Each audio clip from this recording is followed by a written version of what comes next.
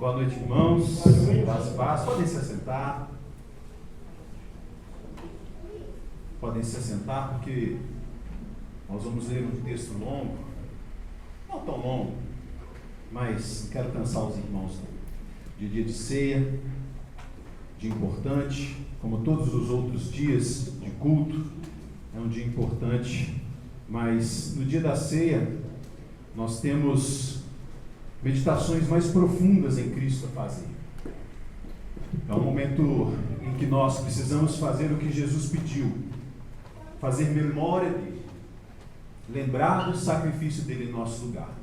Então é um dia especial que Deus preparou para nós. Então, se você está aqui nessa noite, você está aqui em um dia especial, e você é um filho especial de Deus, porque Deus amou você de tal maneira que Ele deu o seu Filho unigênito, para que você, crendo nele, não pereça, não seja condenado, não sofra a condenação, mas tenha vida eterna. E você está aqui nesse lugar porque Deus te preparou para a vida eterna. Amém?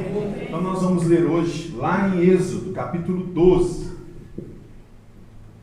E falou o Senhor a Moisés e a Arão na terra do Egito, dizendo: este mesmo mês vos será o princípio dos meses, este vos será o primeiro dos meses do ano. Falai a toda a congregação de Israel, dizendo: aos 10 deste mês, tome cada um para si um cordeiro segundo as casas dos pais, um cordeiro para cada casa.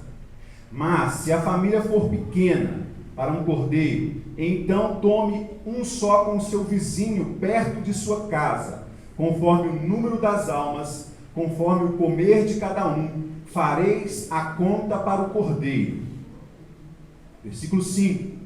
O cordeiro ou cabrito será sem mácula, um macho de 1 ano, o qual tomareis das ovelhas ou das cabras, e o guardareis até o 14º dia deste mês, e todo o ajuntamento da congregação de Israel o sacrificará à tarde. Versículo 7. E tomarão do sangue e poluão em ambas as ombreiras e na verga da porta, nas casas em que o comerem. Naquela noite comerão a carne assada no fogo, com pães asmos, com ervas amargosas a comerão. Não comereis dele nada cru, nem cozido em água, senão assado ao fogo.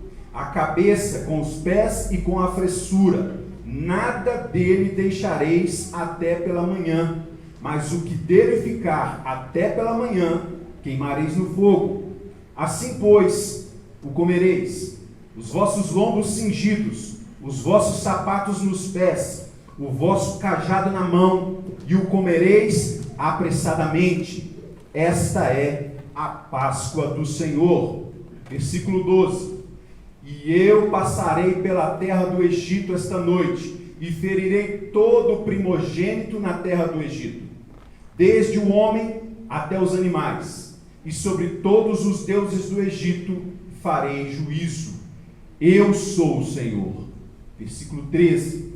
E aquele sangue vos será por sinal nas casas em que estiverdes. Vendo eu o sangue, passarei por cima de vós, e não haverá entre vós praga de mortandade, quando eu ferir a terra do Egito. E este dia vos será por memória, e celebrá-lo-eis por festa ao Senhor nas vossas gerações, e celebrareis por estatuto perpétuo. 7 dias comereis pães asmos. Ao primeiro dia tirareis o fermento das vossas casas, porque qualquer que comer pão levedado, desde o primeiro até o 7º dia, aquela alma será cortada de Israel. E ao primeiro dia haverá santa convocação. Também ao 7º dia tereis santa convocação. Nenhuma obra se fará neles, senão o que cada alma houver de comer. Isto somente aprontareis para vós. Guardai, pois, a festa dos pães asmos, porque naquele mesmo dia tirei vossos exércitos da terra do Egito, pelo que guardareis estes dias nas vossas gerações por estatuto perpétuo. No primeiro mês, aos 14 dias do mês, à tarde comereis pães asmos, até 21 do mês, à tarde. E para encerrar, versículos 19 e 20. Por 7 dias não se ache nenhum fermento nas vossas casas, porque qualquer que comer pão levedado, aquela alma será cortada da congregação de Israel. Assim o estrangeiro como o natural da terra.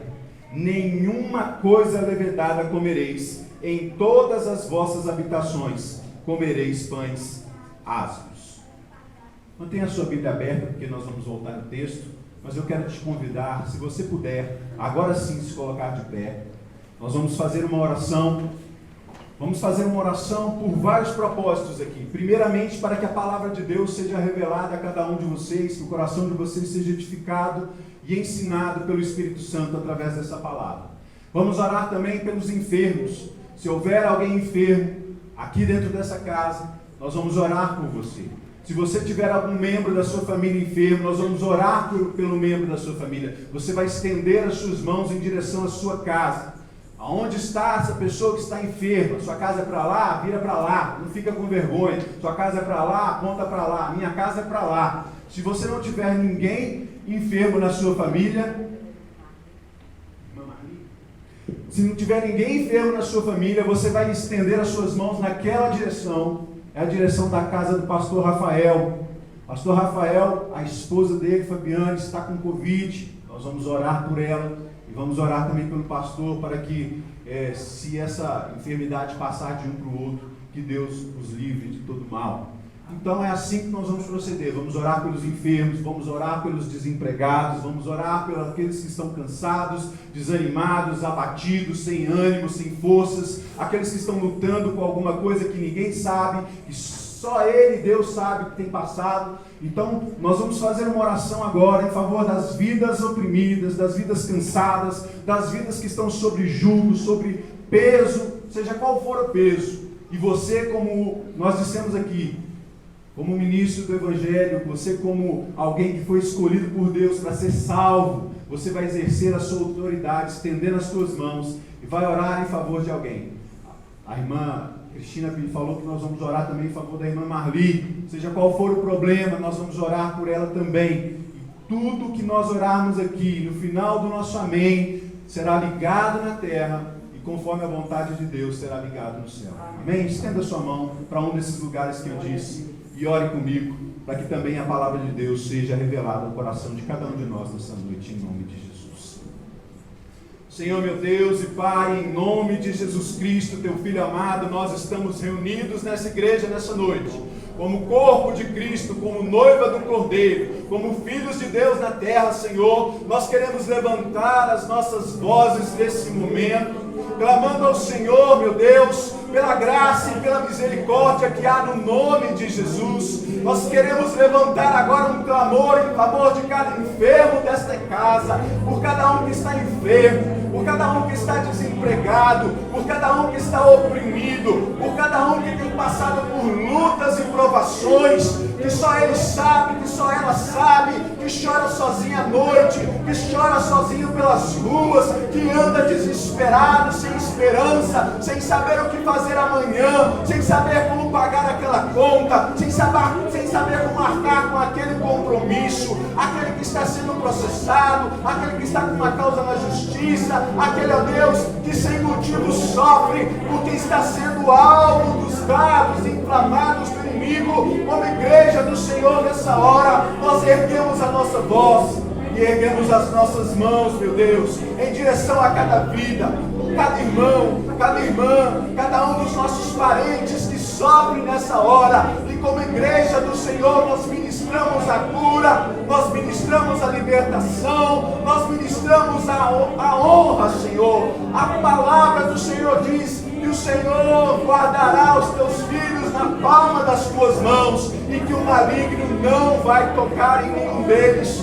Por isso, confiado na tua graça e no teu poder, nós oramos e te pedimos também, ó Deus, em nome de Jesus, que o Senhor abençoe a leitura dessa palavra e que o Senhor fale aos nossos corações nessa noite, conforme a graça e a bondade do Senhor. Em nome de Jesus nós oramos e te agradecemos. Amém e amém Receba essa oração na sua vida. Se você representou alguém, diga amém em nome dessa pessoa. E essa pessoa foi representada diante de Deus. Agora confia, entrega, porque o Senhor fará tudo aquilo que o aprove. Amém, queridos?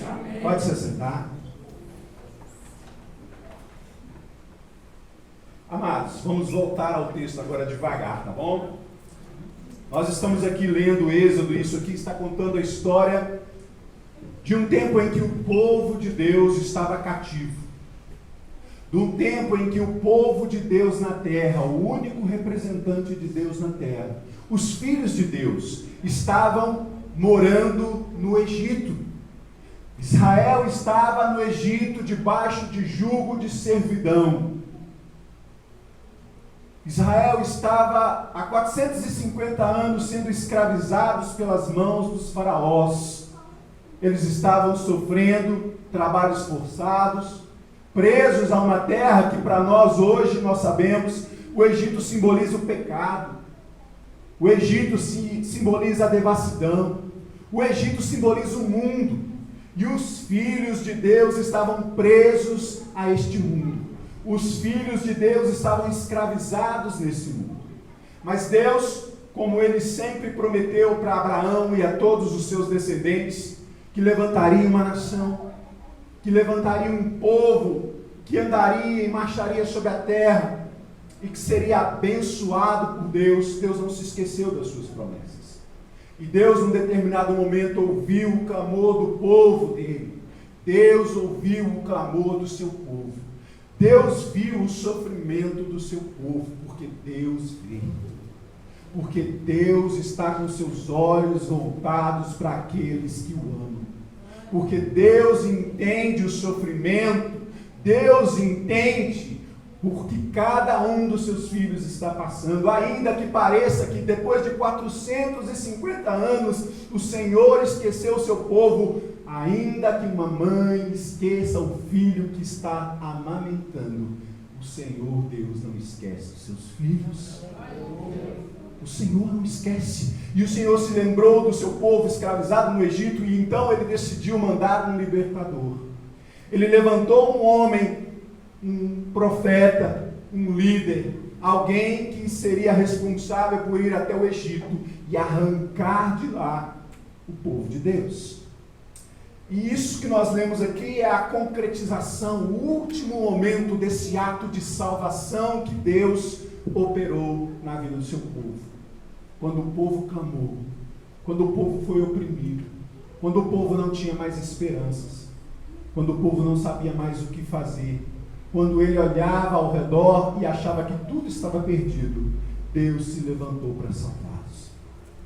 E é isso que está acontecendo aqui, meus irmãos. Então, meus queridos, quando Deus decidiu libertar o seu povo, quando Deus decidiu arrancar Israel do meio de Egito, do meio do pecado, do meio da idolatria, do meio de todo tipo de imoralidade que acontecia ali, Deus então decidiu que Ele havia de aproveitar aquele momento para dar uma grande lição para todo o povo de Deus. Não somente para aqueles que estavam saindo do Egito, mas para mim, para você e para todos os filhos de Deus que habitam nessa terra desde aquela época e até que Jesus volte. Deus decidiu nos dar uma lição, nos ensinar algo, porque nós sabemos, meus queridos, que o contexto aqui é de escravidão, de pecado, de perseguição. Obrigado, querido. E Deus decidiu que era hora de salvar o seu povo. Mas preste atenção, meu querido, que a palavra de Deus lá em Colossenses, capítulo 2, versículos 16 e 17, para que a gente possa voltar lá no texto, eu preciso dar essa introdução aqui para você. Colossenses capítulo 2, versículo 16 e 17 diz assim: portanto, não permitam que ninguém os julgue pelo que vocês comem ou bebem, ou com relação a alguma festividade religiosa, ou a celebração das luas novas ou dos dias de sábado. Estas coisas são sombras do que haveria de vir. A realidade, porém, encontra-se em Cristo. Estas coisas são sombras do que haveria de vir, mas a realidade é o corpo de Cristo, diz aquela tradução ali. E se você abrir lá em Hebreus, capítulo 10, versículo 1, vai dizer que a lei traz apenas uma sombra dos benefícios que hão de vir, e não a realidade dos mesmos. Por isso mesmo, ela nunca consegue, mediante os mesmos sacrifícios repetidos, ano após ano, aperfeiçoar aos que aproximam-se para adorar. O que nós estamos aprendendo aqui, meus queridos? É que tudo isso que nós lemos aqui no Antigo Testamento, tudo que Moisés ensinou quando desceu do Monte Sinai, toda a lei, todos os profetas, tudo aquilo que está na sua Bíblia do Antigo Testamento, são sombras, são símbolos, são apenas lições para que as pessoas pudessem aprender a realidade que só se manifestaria em Cristo Jesus. Então, quando nós voltamos os nossos olhos para o Antigo Testamento, é preciso que nós tenhamos em mente, em conta, aquilo que está revelado no Novo Testamento, que é Jesus Cristo, o Filho de Deus. Porque toda a Escritura converge para um único ponto, e este ponto é Jesus Cristo, o Filho de Deus. Lembra? Então, sempre que você ler alguma coisa no Antigo Testamento, ela é sombra, ela é apenas um símbolo, ela é apenas uma representação da realidade que se encontra apenas em Cristo Jesus. E o que nós lemos aqui sobre a Páscoa, sobre a passagem, sobre a libertação do povo de Deus, não era diferente. Amém? Então agora nós vamos reler alguns pontos do que nós lemos, lembrando e tendo em nossa mente o fato de que o que está escrito aqui aponta para quem? Cristo. Tudo que nós vamos ler aqui aponta para Jesus Cristo. E nós vamos ver isso ponto a ponto. Abra comigo no versículo 5.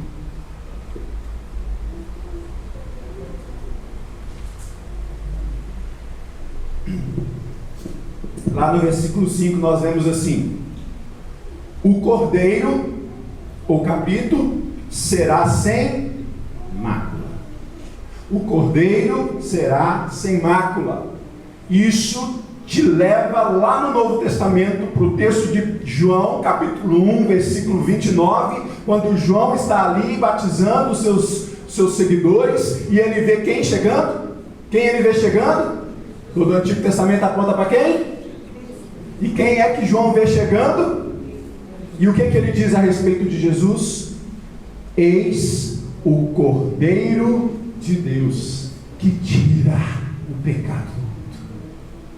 Veja que Moisés veio tirar o povo do meio do mundo pecador, mas Jesus, o segundo, aquele que veio libertar definitivamente o povo de Deus, ele não veio tirar o seu povo do meio do mundo, mas ele veio tirar o pecado do mundo. Percebe? O Cordeiro de Deus que tira o pecado do mundo. Ele deveria ser sem mácula, diz aqui no texto. E aí eu me lembro do que 1 Pedro, capítulo 1, versículo 19, vai dizer. Lá está escrito assim, 18 e 19, veja bem. 1 Pedro, capítulo 1, versículo 18 e 19, diz assim: sabendo que não foi com coisas corruptíveis, como prata ou ouro, que fostes resgatados da vossa vã maneira de viver, que por tradição recebeste dos vossos pais, mas com o precioso sangue de Cristo, como de um cordeiro imaculado e sem contaminação, o qual na verdade em outro tempo, qual tempo? Foi conhecido ainda antes da fundação do mundo, mas manifestado nestes últimos tempos por amor de vós. Então, ponha na sua cabeça, meu querido, que tudo que está escrito no Antigo Testamento aponta para a concretização em Cristo Jesus, o Cordeiro de Deus, sem mácula, sem pecado. E aí nós vamos continuar no texto, e vai dizer lá no versículo 6 de Êxodo, diz assim: e o guardareis até o 14º dia do mês, 14º dia do mês. Qual é o 14º dia do mês? É o dia da preparação para a Páscoa. Naquele dia, o cordeiro da Páscoa era sacrificado. Naquele dia, vocês leram o texto comigo. Deus determinou que um cordeiro deveria ser morto e o sangue dele deveria ser tomado e passado aonde? Nos umbrais da porta. Esse cordeiro deveria ser morto num dia específico, era o 14º dia do mês, o dia da preparação. Aí, se você abrir a sua Bíblia, lá em Marcos, capítulo 15, versículo 42, você consegue abrir para você poupar a minha voz? Vem cá, abra aí Marcos, capítulo 15, versículo 42. Lê bem alto aí para o pessoal ouvir lá. Chegada a tarde, porquanto era o dia da preparação, isto é, a véspera de sábado. Continua lendo. Chegou José de Arimateia, senador honrado, que também esperava o reino de Deus, e ousadamente foi a Pilatos, que pediu o corpo de Jesus. O que aconteceu aqui no dia da preparação, irmãos? Jesus, o Cordeiro de Deus, que tira o pecado do mundo, foi morto no 14º dia do mês, conforme aquilo que estava profetizado lá em Êxodo, capítulo 20, versículo 6. Todas as coisas no Antigo Testamento apontam para uma realidade que só é verdadeira em Cristo Jesus. Mas não é só isso. Vai dizer no mesmo versículo 6 que todo o ajuntamento da congregação de Israel o sacrificará à tarde. E se você abrir a sua Bíblia lá em Marcos capítulo 15, vamos lá, Marcos capítulo 15, versículo 25. Marcos capítulo 15, versículo 25. O que diz lá? E era a hora terceira, e o crucificaram. Espera aí. Vai lá, continua. E por cima dele estava escrita a sua acusação, por rei dos judeus. E crucificaram com ele 2 salteadores, um à sua direita e o outro à esquerda. E cumprindo-se a escritura que diz, e com os malfeitores foi contado. E os que passavam blasfemavam dele, meneando as suas cabeças e dizendo: Ah, tu que derrubas o templo e em 3 dias o edificas, salva-te a ti mesmo e desce da cruz. E da mesma maneira também, os principais dos sacerdotes, com os escribas, diziam uns para os outros, zombando: Salvou os outros e não pode salvar a si mesmo. Pula lá para o 33. Versículo 33.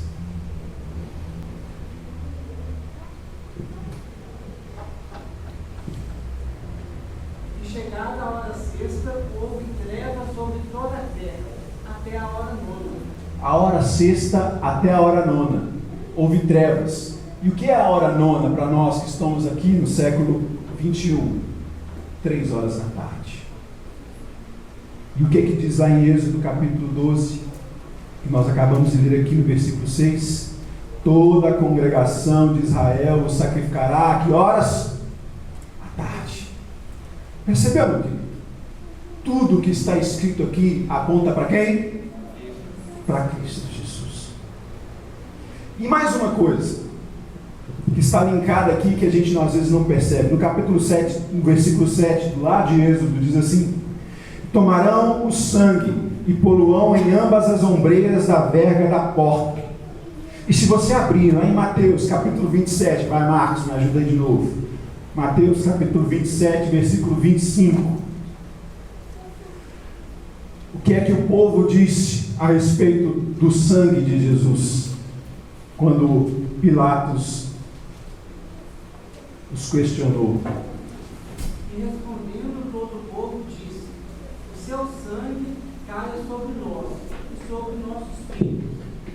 Irmãos, perceberam aqui que eu estou tentando te mostrar que Jesus estava tipificado em todo o Antigo Testamento, e nessa passagem que nós estamos lendo, todos os elementos da Páscoa judaica apontavam para Jesus Cristo, Filho de Deus, até o momento dele morrer, até a forma, o sangue dele caia sobre nós. Por quê? Porque é o sangue de Jesus que purifica todo o nosso pecado, que nos limpa de todo o nosso pecado. E aí, meus queridos, nós vamos acelerar, porque hoje é ceia e nós não podemos demorar muito. Lá para o versículo 12, onde diz que eu passarei pela terra do Egito, e essa noite ferirei todo o primogênito na terra do Egito, desde os homens até os animais, e sobre todos os deuses do Egito farei juízos. Eu sou o Senhor. Os queridos, Deus então havia visto a opressão do seu povo e decidiu acabar, dar um basta, acabar com o pecado que circundava o seu povo, tirar o seu povo do meio do pecado. E disse que ele iria executar juízo sobre o Egito. Da mesma forma, nós aguardamos um dia em que o Cordeiro se manifestará e Deus executará o seu juízo sobre o mundo que está oprimindo a igreja hoje. Nós, como aquele tempo, estamos no meio do povo, no meio do mundo. Nós somos oprimidos, nós somos perseguidos, nós somos caluniados, nós somos envergonhados, nós somos acusados de tantas coisas, mas virá o dia em que o Senhor executará o juízo sobre o mundo. E só há uma forma de se livrar desse juízo de Deus sobre o mundo, e esta forma estava mostrada lá no livro de Êxodo. Só existe uma forma, porque Deus mandou 9 pragas, demonstrou o seu poder de tantas formas, e mesmo assim não foi através do poder, dos milagres, da manifestação poderosa de Deus que o seu povo foi liberto. O seu povo só foi liberto através do sangue do Cordeiro Imaculado. E só há uma forma como nós, como igreja, como o mundo, umas pessoas lá fora, podem se livrar do juízo, da ira de Deus naquele dia, quando os anjos vierem nas nuvens e com eles Jesus Cristo, para executar o seu juízo sobre todas as nações do mundo. Só existe uma forma de ser poupado naquele dia. Você precisa, as pessoas precisam, nós precisamos ter sobre nós o sangue do Cordeiro de Deus, que foi morto às 3 horas da tarde, há 2000 anos atrás, naquela cruz na Galiléia, na Judéia.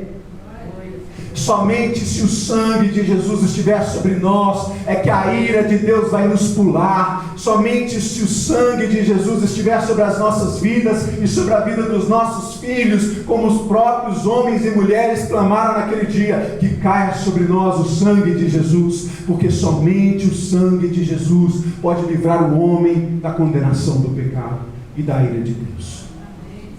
Amém, meus queridos?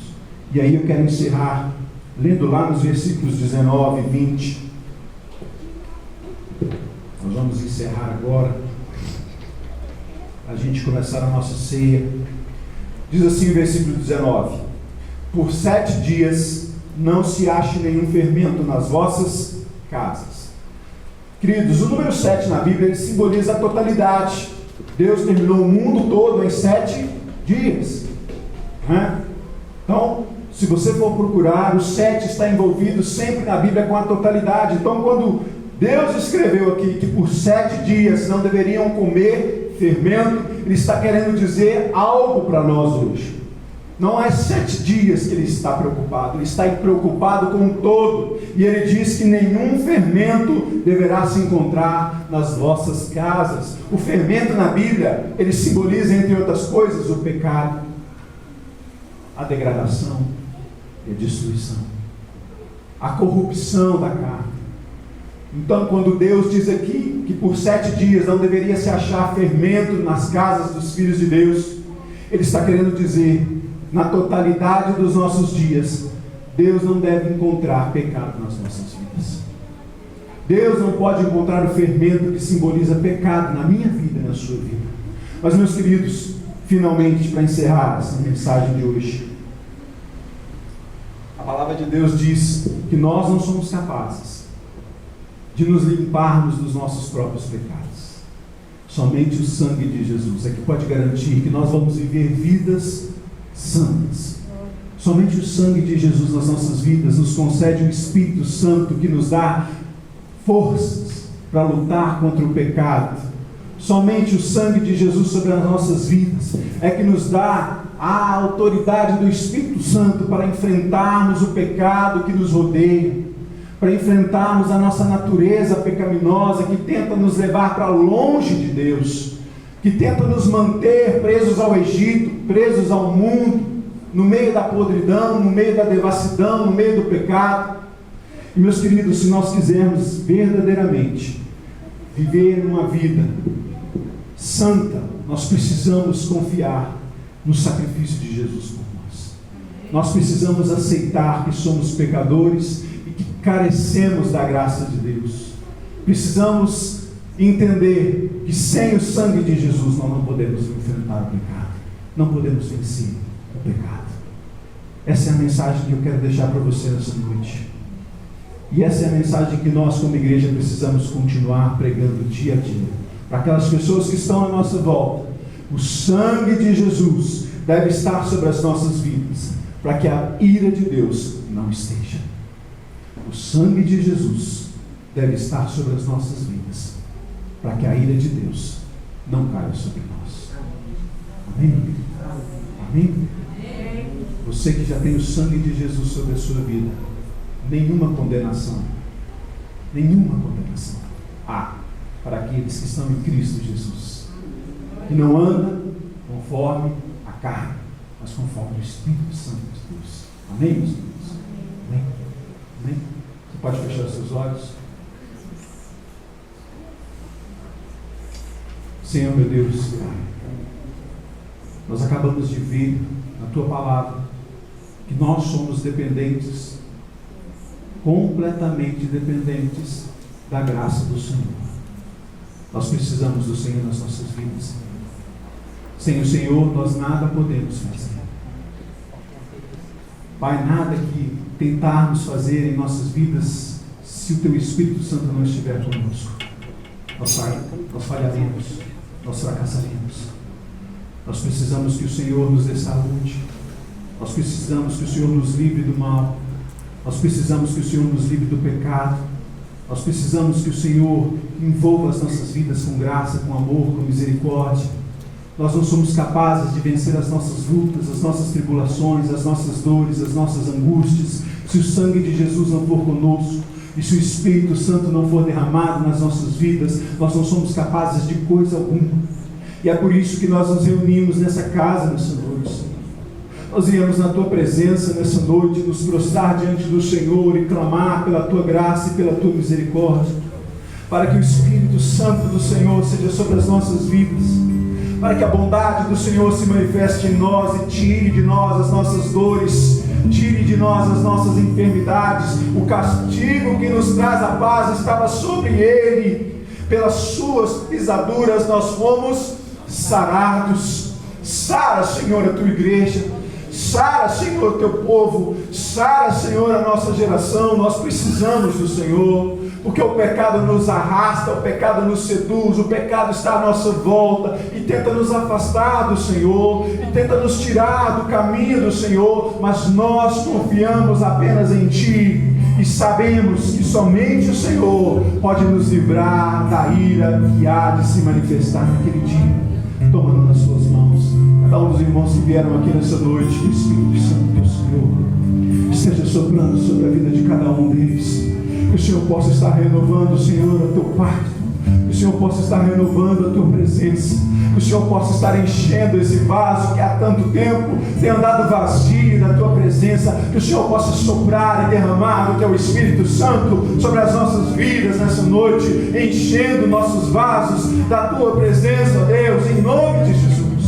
Capacita-nos, fortalece-nos, tira-nos do meio do Egito, salva-nos do meio da nossa geração e conduz-nos, ó Pai, em direção ao Teu altar, a Tua presença, em nome de Jesus. Amém e amém.